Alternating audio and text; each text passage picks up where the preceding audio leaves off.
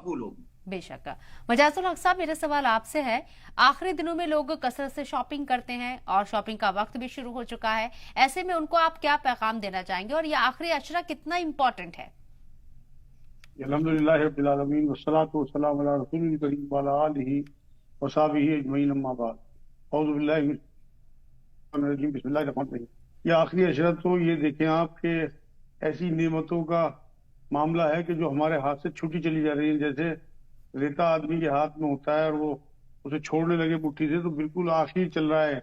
ऐसे में तो बुजुर्ग लोग जो अल्लाह वाले होते हैं वो बेजार कतार होते हैं कि ये लम्हे हमने गंवा दिए, जो भी या उसमें सही इबादत नहीं कर सके, और अल्लाह से इल्तिजा करते हैं कि बाकी का जो हमारा टाइम बचा है अल्लाह इसे कबूल कर ले और इसमें ज्यादा हमें इबादत की तौफीक दे।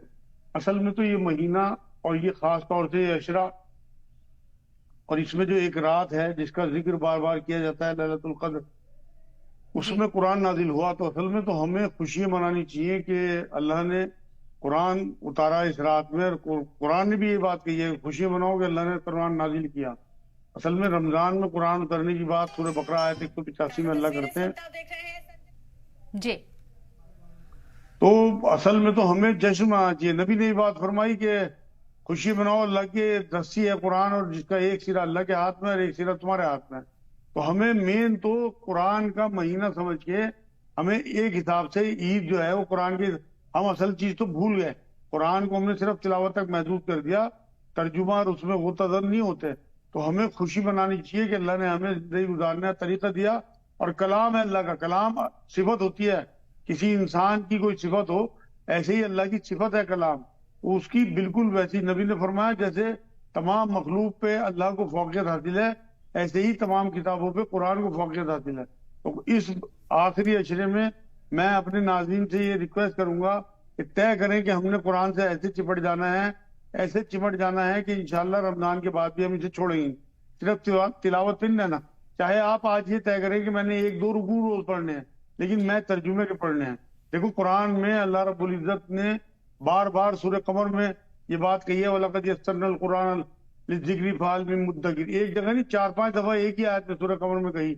आप ये देखिए, हमारे माशरे में कहा जाता है कि जो कुरान तर्जुमे से पढ़ेंगे वो गुमराह हो जाएंगे।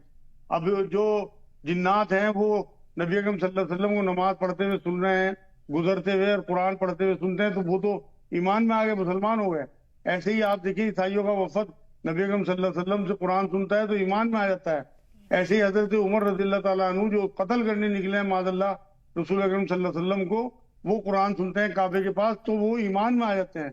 ये लोग ये कहते हैं कि गुमराह हो जाओगे। ये हजरत उमर कौन से पढ़े लिखे लोग थे, वो कौन से बड़े आलिम थे, या ईसाई कौन सा दीन जानते थे, या जिन्नात कौन सा दीन जानते। लेकिन कुरान में अपने अंदर ऐसी एक अट्रैक्शन है कि खींच लेता है अपनी तरफ।